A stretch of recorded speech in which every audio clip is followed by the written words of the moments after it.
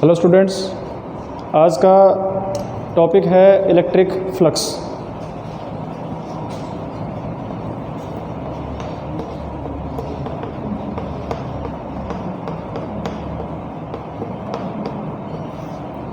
Previous lecture में हमने discuss किया था इलेक्ट्रिक डाइपोल की वजह से इलेक्ट्रिक फील्ड निकाली थी एक्सियल पॉइंट के ऊपर, और साथ ही साथ हमने निकाला था इक्वेटोरियल पॉइंट के ऊपर। नेक्स्ट जो टॉपिक है वो है इलेक्ट्रिक फ्लक्स। इलेक्ट्रिक फ्लक्स को हम डिनोट करेंगे फाई से। Electric flux is denoted by phi. Electric flux की अगर हम बात करें तो electric flux is a scalar quantity. Electric flux जो है वो एक स्केलर क्वांटिटी है। अगर डेफिनेशन की बात करेंगे हम तो इसकी डेफिनेशन होती है it is the count of number of electric field lines crossing A given area. कोई भी एरिया होगा उसमें से कितनी इलेक्ट्रिक फील्ड लाइंस पास हो रही हैं, उसके काउंट को क्या बोला जाएगा? इलेक्ट्रिक फ्लक्स बोला जाएगा। फॉर एग्जांपल, सपोज ये विंडो है, इस विंडो को स्टार्टिंग में मैंने बंद कर दिया तो बाहर से हवा नहीं आ रही। अब क्या किया हमने, इसके हाफ विंडो को ओपन कर दिया तो वहाँ से हवा आनी स्टार्ट हो गई। तो ये जो हाफ जो विंडो की बात हो रही है ये है एरिया, और जो हवा आ रही है उसको क्या बोल दिया हमने? इलेक्ट्रिक फील्ड बोल दिया। अब कंप्लीट को अगर हम क्या कर देंगे, विंडो को खोल देंगे, ओपन कर देंगे, तो वहाँ से क्या होगा? और ज़्यादा हवा आएगी। तो बात ये हुई, जितना एरिया बढ़ता जा रहा है उसके अकॉर्डिंग क्या हो रहा है? एयर की इंटेंसिटी बढ़ती जा रही है। तो वही बात है, जो भी हमें एरिया गिवन होगा उस एरिया में से कितनी इलेक्ट्रिक फील्ड लाइंस क्रॉस हो रही हैं, पास हो रही हैं, उसके काउंट को क्या बोला जाएगा? इलेक्ट्रिक फ्लक्स बोला जाएगा। इलेक्ट्रिक फ्लक्स की अगर डेफिनेशन बात करें हम तो फाई होता है E dot D A. E dot D A. A का मतलब इलेक्ट्रिक फील्ड, डी ए का मतलब क्या हो गया? वो एरिया जहाँ से इलेक्ट्रिक फील्ड लाइंस क्रॉस हो रही है। फॉर एग्जांपल, हमने एरिया ड्रॉ किया इस तरीके से,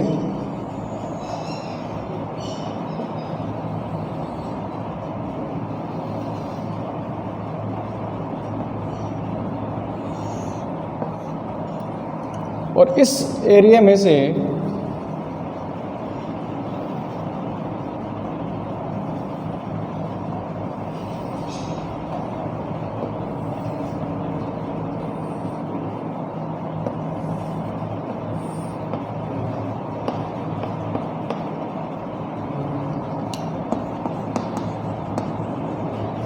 ये हो गया एरिया, और इस एरिया में से क्या हो रहा है?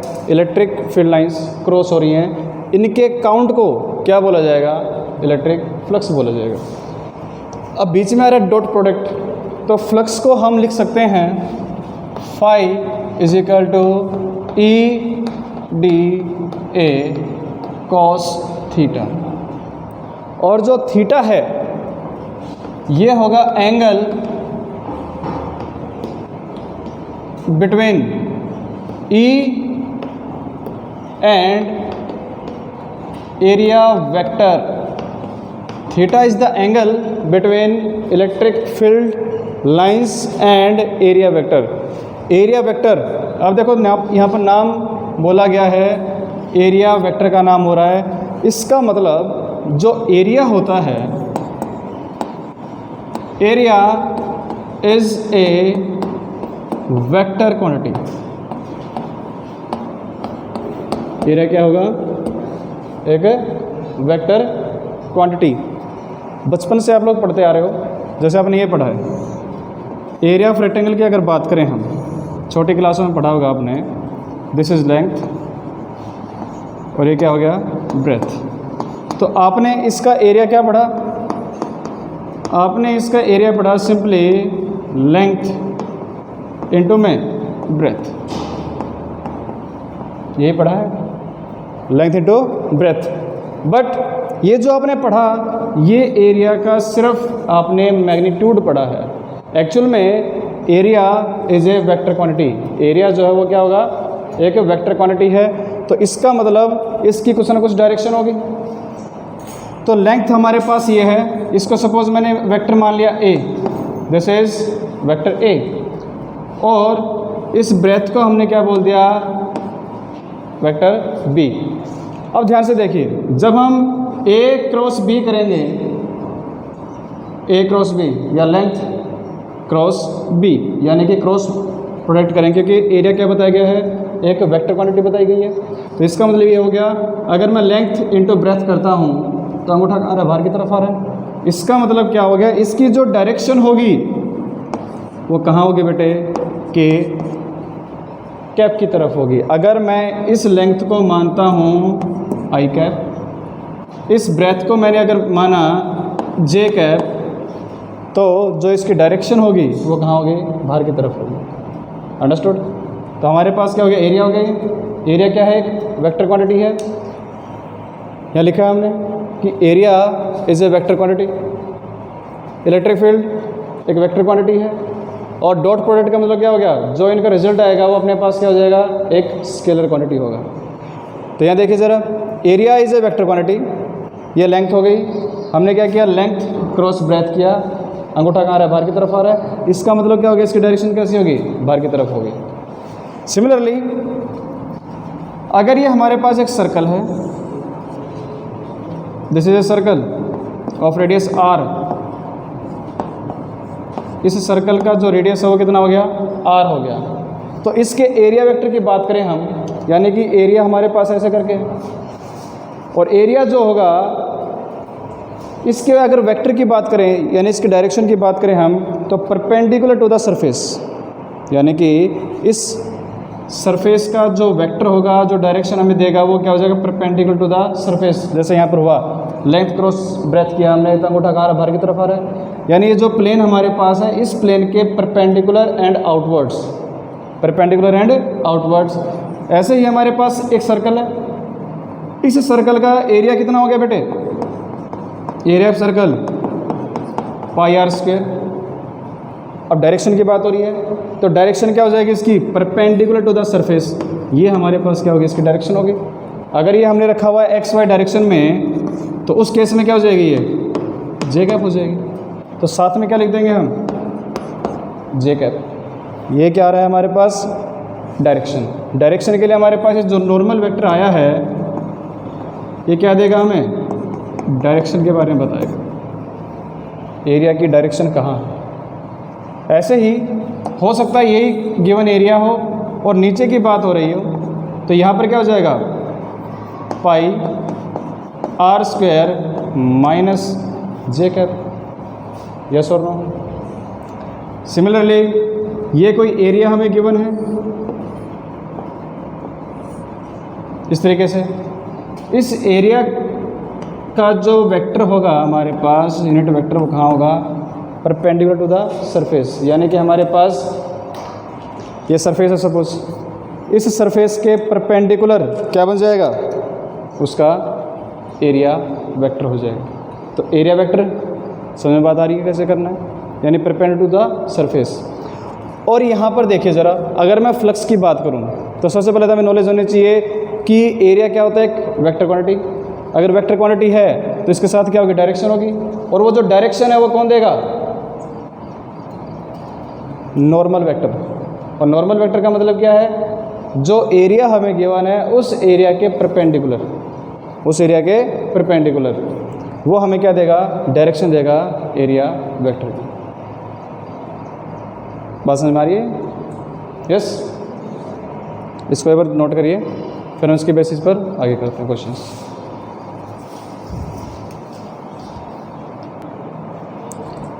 नेक्स्ट इज एरिया वेक्टर, एक हमें मिलेगा ओपन सरफेसेस में और दूसरा क्लोज सरफेसेस में।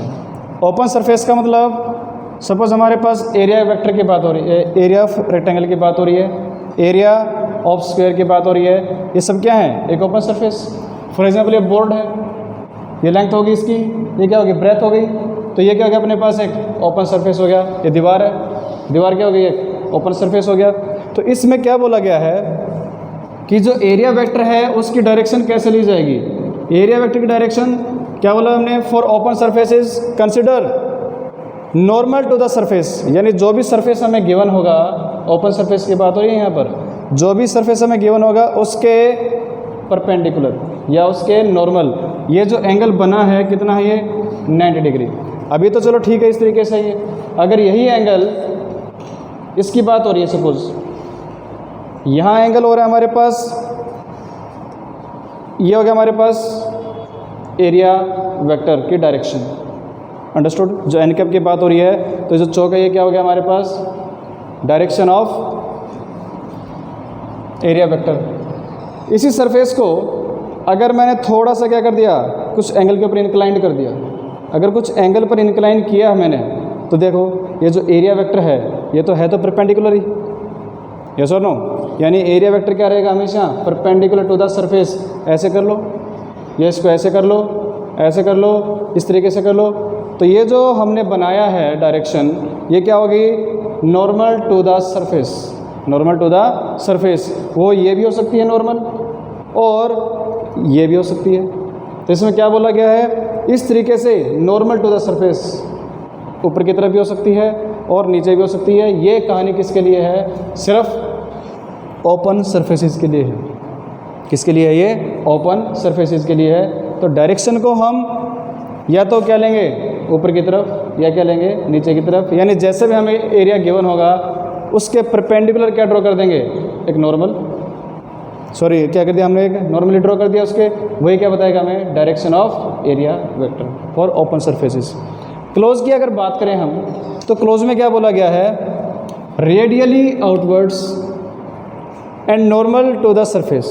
रेडियली आउटवर्ड्स को स्फीयर कंसिडर करते हैं, एक स्फीयर, इस स्फीयर का रेडियस हो गया r और रेडियली आउटवर्ड बोला गया है। अगर मैं ये सरफेस ले लूँ इस स्फीयर का इतना हिस्सा, तो यहाँ से ये हमने ड्रॉ कर लिया एन कैप आउटवर्ड, और जो इलेक्ट्रिक फील्ड है वो इस तरीके से हो जाएगी, समझ रहे हो इस बात को, यानी कि इस स्फीयर का जैसे गेंद हमारे पास है, उस गेंद फुटबॉल समझो आप, उस फुटबॉल के जो सरफेस हमने लिया है उसका एक पार्ट ले लिया ये। तो यहाँ से क्या लग रहा है हमें कि ये जो नॉर्मल है रेडियली आउटवर्ड्स, यानी अलोंग द रेडियस ये इस तरीके से आ रहा है, और ये क्या हो गया, रेडियली आउटवर्ड हो गया। कोई क्यूब हमें गिवन है suppose,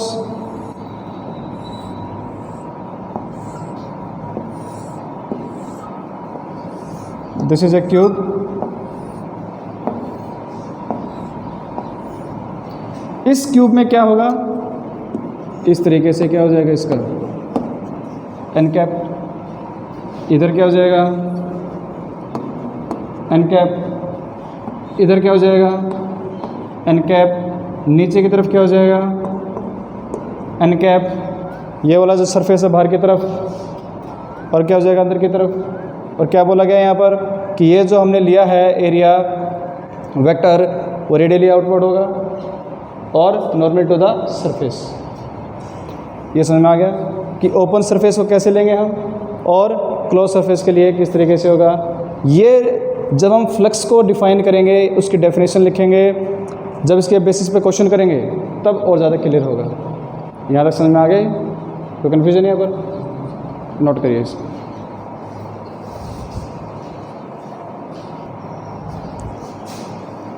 next is definition of electric flux. यहाँ पर क्या बोला गया है, it is basically the count of number of electric field lines crossing an given area. कोई भी हमें एरिया गिवन है उसमें से कितने इलेक्ट्रिक फील्ड लाइंस उस एरिया को क्रॉस कर रही हैं वो क्या कहलाएगा, उसका काउंट क्या कहलाएगा, इलेक्ट्रिक फ्लक्स कहलाएगा। और इलेक्ट्रिक फ्लक्स से हमें क्या मिलेगा, फील्ड ऑफ एनर्जी, कि उस एरिया में से कितनी एनर्जी पास हो रही है इसके बारे में जानकारी मिलेगी हमें। अब जैसे एक स्फीयर है और इस स्फीयर में से क्या हो रहा है, हमने बल्ब ग्लो कर दिया, सपोज कर दिया, तो यहाँ से क्या होगा, लाइट निकलेगी, हर डायरेक्शन में निकलेगी।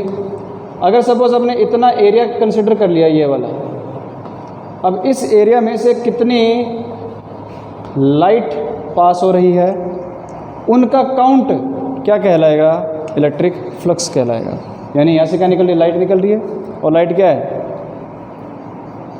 एनर्जी की फॉर्म में है। तो ये हमें क्या मिलेगी? यहाँ पर एनर्जी की फील आएगी। तो फ्लक्स की हमने डेफिनेशन यहाँ पर लिखी है। फ्लक्स क्या हो गया? ई डॉट डी ए, और ई डॉट डी ए को हम लिख सकते हैं ई डी ए कॉस थीटा। और ये जो थीटा है इसका मतलब क्या हो गया? Angle between electric field lines and area vector. इससे पहले हमने सीखा एरिया वेक्टर निकालते कैसे हैं। अगर हमें इस तरीके से कोई भी एरिया गिवन है सपोज, तो इसका डायरेक्शन कैसे पता चलेगा? डायरेक्शन नॉर्मल ड्रॉ करेंगे, ये क्या देगा? इसकी डायरेक्शन देगा। अरे अगर इलेक्ट्रिक फील्ड लाइंस इस तरीके से पास हो रही हैं, इसमें से these are electric field lines, तो हमें ऐसे पता चल रहा है एरिया वेक्टर और इलेक्ट्रिक फील्ड लाइंस, इनके बीच में एंगल कितना हो गया? यहाँ पर 0 हो गया।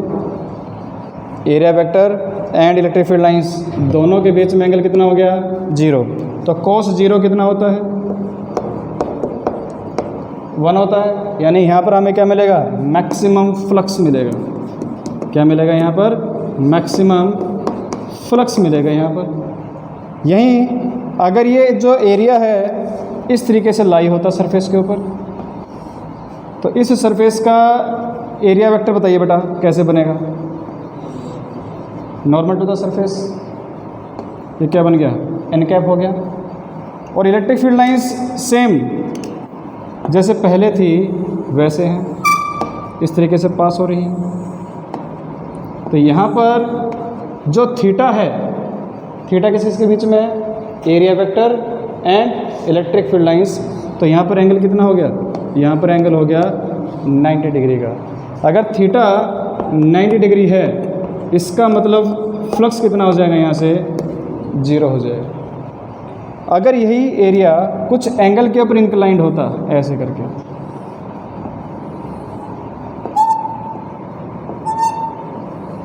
तो इसका एरिया वेक्टर कैसा होता है? सरफेस के तो नॉर्मल ही रहेगा ये हो गया एन कैप। और इलेक्ट्रिक फील्ड लाइंस सिमिलरली जैसे पहले पास हो रही हैं इस तरीके से हो रही हैं।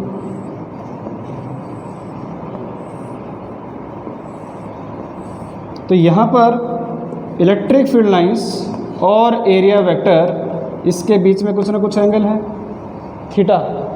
तो यहाँ से हमें क्या मिल जाएगा? A D A cos theta. यानी कि थीटा क्या है? एंगल है किस किस के बीच में? एरिया वेक्टर और इलेक्ट्रिक फील्ड लाइंस के बीच में। ये कहलाएगा हमारे पास इलेक्ट्रिक फ्लक्स कहलाएगा। अब जैसे घरों में पानी आ रहा है, टैप में से पानी आ रहा है, नलकी में से पानी आ रहा है, उस पानी जो पानी है उस पानी का तो फ्लो है कुछ ना कुछ, यानी जो पानी आ रहा है उस टैप का कुछ ना कुछ एरिया क्रॉस सेक्शन है।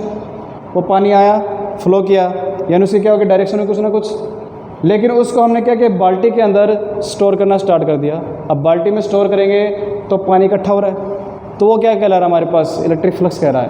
यानी कि इसमें ये वेक्टर क्वांटिटी, ये भी वेक्टर क्वांटिटी, बट इनका डॉट प्रोडक्ट क्या कहलाएगा? Scalar quantity. तो यहाँ से हमें पता चल गया कि इलेक्ट्रिक फ्लक्स कैसा है? एक स्केलर क्वांटिटी है। यानी कि इलेक्ट्रिक फ्लक्स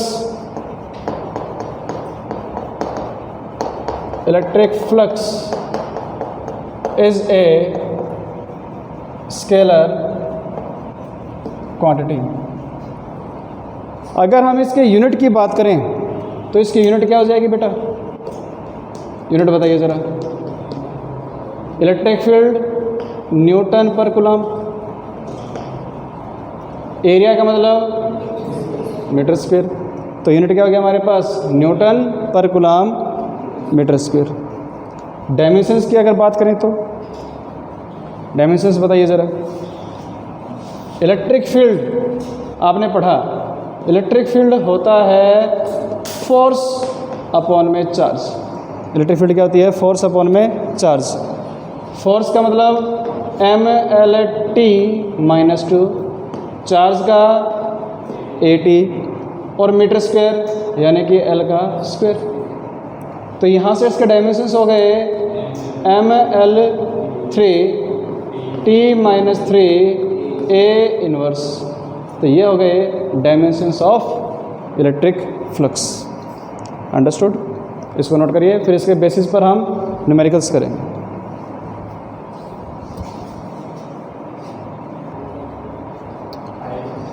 अब हम करेंगे इलेक्ट्रिक फ्लक्स पर बेस्ड कुछ क्वेश्चंस। सबसे पहला क्वेश्चन हमें गिवन है, इलेक्ट्रिक फील्ड लाइंस इस एरिया को क्रॉस कर रही हैं at an angle of 37 degree. कितने एंगल पर क्रॉस कर रही हैं? 37 डिग्री पे कर रही हैं। इसका फ्लक्स निकालना है, तो फ्लक्स के लिए फॉर्मूला बताओ ज़रा क्या होता है। ADA, या क्या लिखेंगे इसको हम? Flux is equal to E का मैग्नीट्यूड, DA का मैग्नीट्यूड और साथ में क्या हो गया? cos theta. तो इम्पोर्टेंट हमारे लिए क्या है? इस थीटा को कैलकुलेट करना। तो थीटा बताइए ज़रा क्या होगा? एंगल कितना होगा यहाँ पर बताइए। ये एरिया है, इलेक्ट्रिक फील्ड लाइंस इस तरीके से पास हो रही हैं। कितने एंगल बना रही हैं? 37 डिग्री बना रही हैं with the plane of this surface. ये जो सरफेस है इसके प्लेन के साथ बनाया 37 डिग्री। लेकिन बात होती है इसका जो एरिया वेक्टर होगा वो क्या हो जाएगा? Perpendicular to the surface. Area vector क्या होगा? परपेंडिकुलर टू द 37 डिग्री क्या हो गया? Angle with the plane. अगर हम बात करें इस थीटा की, ये थीटा होता है angle between electric field lines and area vector. तो एरिया वेक्टर हमारे पास हो गया ये एन कैप, ये 37 डिग्री, तो बाकी कितना रह गया? 53। इसका मतलब थीटा कितना हो गया? 53 हो गया। तो cos 53 कितना होता है बेटा? 3/5। तो यहाँ से फ्लक्स की वैल्यू हो गई 3/5 A और एरिया कितना है? पाई r स्क्वायर। अगर इसका रेडियस हम मान लेते हैं r, तो एरिया कितना हो जाएगा इसका? पाई r square. This is the flux इस पार्ट के अंदर। इसको देखिए ज़रा, इलेक्ट्रिक फील्ड लाइंस कितना एंगल बना रही है प्लेन के साथ? 45 डिग्री। निकालना है फ्लक्स, तो फ्लक्स होता है EDA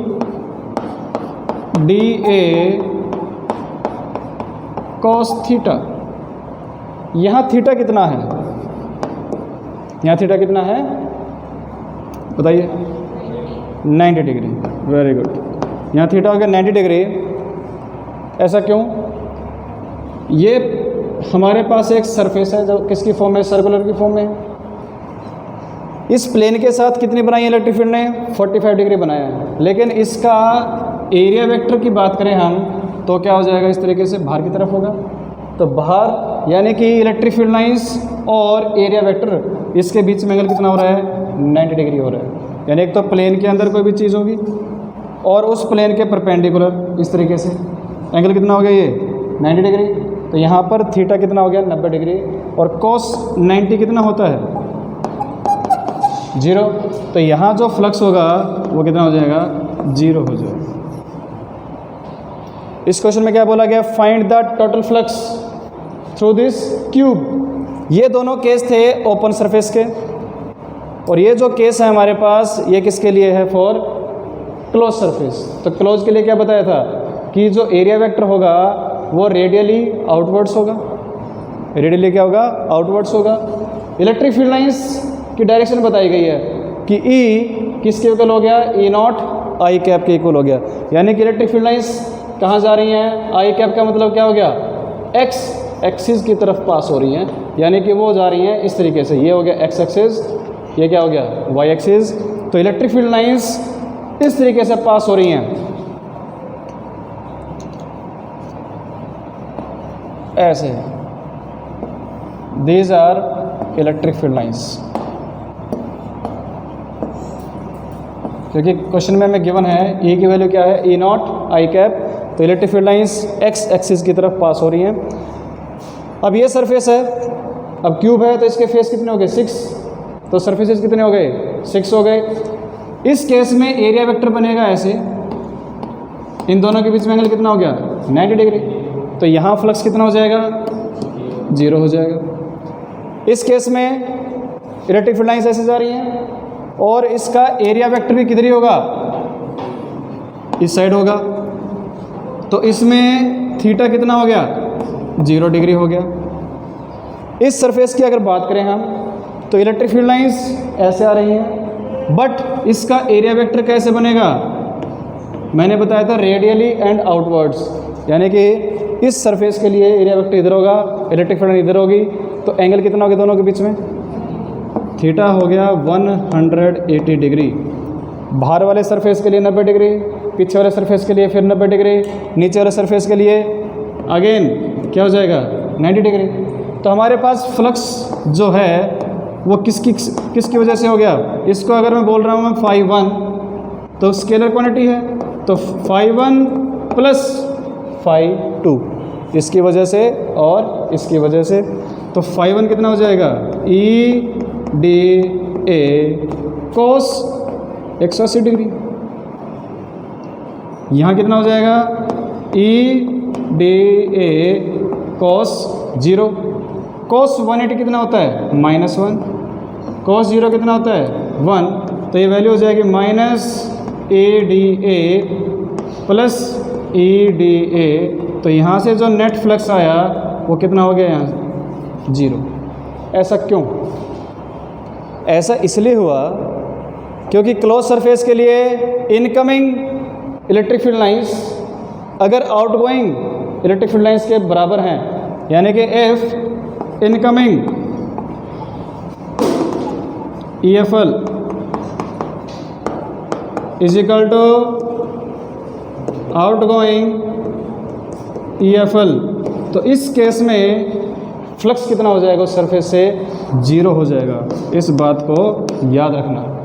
क्या बोला गया है, इनकमिंग इलेक्ट्रिक फील्ड लाइंस किसके बराबर हो जाएं, आउटगोइंग इलेक्ट्रिक फील्ड लाइंस, तो उस केस में इलेक्ट्रिक फील्ड लाइंस क्या हो जाएंगी ना, फ्लक्स कितना हो जाएगा यहाँ से 0 हो जाएगा।